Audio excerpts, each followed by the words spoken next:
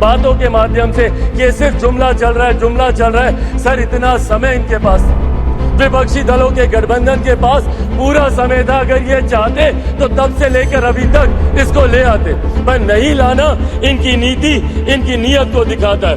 अंत में सर बस मैं इतना ही कहूंगा, एक्यूजेशंस बहुत लगाए गए पर सजेशंस इनकी तरफ से नहीं आए। नमस्कार, मेरा नाम आलोक है। आप लाइव स्ट्रीम देख रहे हैं। देश की संसद में महिला आरक्षण बिल का विधेयक पेश किया गया है।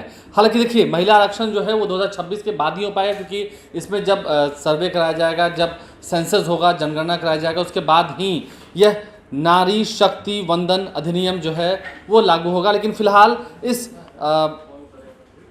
बिल के बाद, महिला आरक्षण बिल के बाद लोकसभा, राज्यसभा और विधानसभाओं में 33% का आरक्षण जो है वो महिलाओं को मिलेगा, पैच है।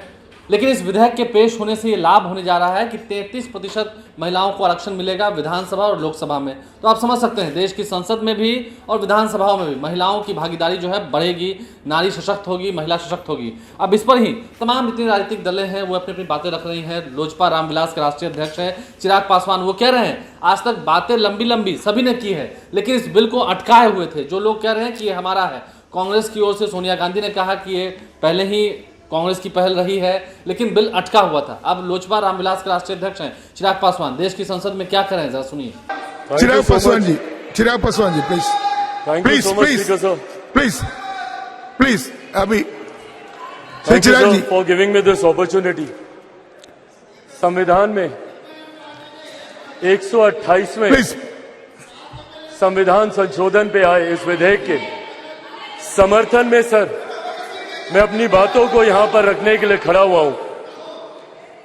सर 2 दिन पहले जब पुरानी संसद में और मौजूदा संविधान सदन में जब अपनी बातों को, अपने अंतिम संबोधन को वहां पे रख रहा था, उस वक्त इस बात की जानकारी नहीं थी कि जब नई संसद में जाएंगे और उस संसद में जो पहला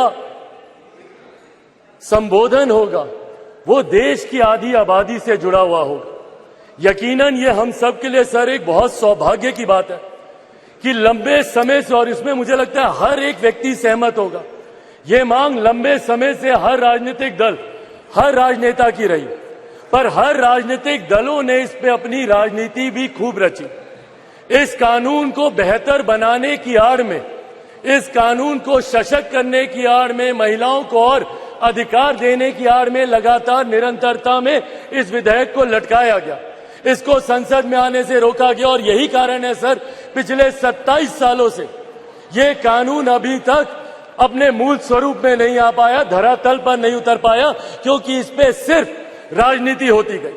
डॉक्टर बाबा साहेब भीमराव अंबेडकर जो हमारे संविधान के रचयिता हैं सर, उन्होंने कहा था कि किसी भी समाज या किसी भी देश के विकास के मापदंड को अगर परखना है तो वहां की महिलाओं के विकास को आपको देखना होगा। हमारे देश से बेहतर उदाहरण क्या हो सकता है सर? हमारे देश के सर्वोच्च पद पर ना सिर्फ एक महिला बैठी है, बल्कि अनुसूचित जाति जनजाति से आने वाली वो महिला आज हमारे देश की राष्ट्रपति है। इससे बेहतर और महिलाओं के लिए क्या होगा सर? आज की इस तमाम चर्चा में 3 बातें बहुत मजबूती से सामने आई। एक कि इसमें देरी होगी, सेंसस आएगा, उसके बाद इसमें डिलिमिटेशन होगा, तब जाकर ये कानून धरातल पर उतरेगा। अगर देरी की इतनी ही चिंता विपक्ष को थी तो इन 27 सालों में क्यों नहीं ये कानून आ गया था? क्यों नहीं इस कानून को उस वक्त ले आया गया था जब इसी तथाकथित विपक्षी दलों के गठबंधन के कई नेताओं ने इसको रोकने का प्रयास किया, इसको सशक्त करने की आड़ में इसको रोका गया। अगर उस वक्त ये कानून आ गया होता तो आज जो बाकी की लंबित मांगे हैं सर, वो भी पूरी हो जाती। दूसरा मुद्दा उठाया गया आरक्षण को लेकर, reservation with in reservation. Definitely sir हम सब पक्षधर हैं इसके। हम लोग चाहते हैं कि अनुसूचित जाति, जनजाति, पिछड़ा वर्ग से आने वाली महिलाओं का इसमें रिप्रेजेंटेशन होना चाहिए। पर सर ये विश्वास भी मेरे प्रधानमंत्री पर ही है। आज से 3 साल पहले राष्ट्रपति जी पर आए, अभिभाषण पर आए, प्रस्ताव पर जब अपनी बातों को रख रहा था, उस वक्त भी मैंने कहा था कि मेरा विश्वास सिर्फ मेरे प्रधानमंत्री पर है, क्योंकि इन्हीं में यह इच्छा शक्ति है कि वो इस कानून को ला सकते हैं, और इन्होंने आज वो करके दिखाया। और ये विश्वास है मेरा सर, आने वाले दिनों में, भैया पिछड़ा वर्ग की बात करते हैं, हमारे प्रधानमंत्री खुद जिस वर्ग से आते हैं, जिन्होंने मंडल कमीशन को संवैधानिक दर्जा देने का काम किया, जिन्होंने रोहिणी कमीशन पे गठन का कार्य किया, उन पर अब विश्वास करेंगे। अगर इन्होंने अभी तक इतने कार्य पिछड़ा वर्ग के लिए किए हैं तो यकीनन मेरा विश्वास है, और जहां मेरा विश्वास है वहीं मैं अपनी पार्टी लोक जनशक्ति पार्टी रामविलास की तरफ से यह आग्रह भी करूंगा कि जल्द से जल्द इसमें यह प्रावधान भी जोड़ा जाए जहां पे अनुसूचित जाति जनजाति से आने वाली, पिछड़ा वर्ग से आने वाली महिलाओं के लिए भी इसमें रिजर्वेशन हो, उनके लिए भी सीट इसमें आरक्षित की जाए। पर साथ ही में सर अंतिम बात, जो ये एक अविश्वास का माहौल यहां पर उत्पन्न किया जा रहा है मीडिया के माध्यम से, अपनी बातों के माध्यम से, कि सिर्फ जुमला चल रहा है। सर इतना समय इनके पास था, विपक्षी दलों के गठबंधन के पास पूरा समय था। अगर ये चाहते तो तब से लेकर अभी तक इसको ले आते, पर नहीं लाना इनकी नीति, इनकी नीयत को दिखाता है।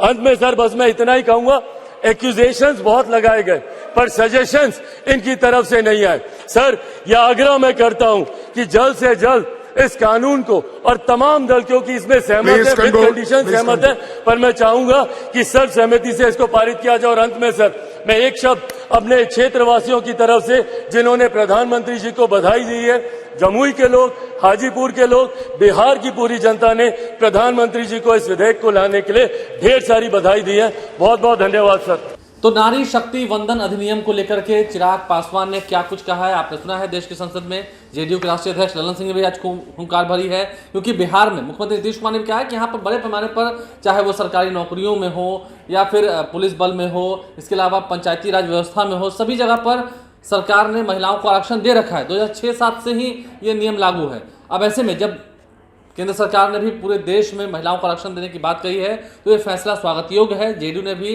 इस बिल का समर्थन किया है संसद में। आप सुन रहे थे चिराग पासवान भी क्या कर रहे हैं। हमारे चैनल को सब्सक्राइब कर लें, साथ साथ फेसबुक पेज भी लाइक करें। धन्यवाद।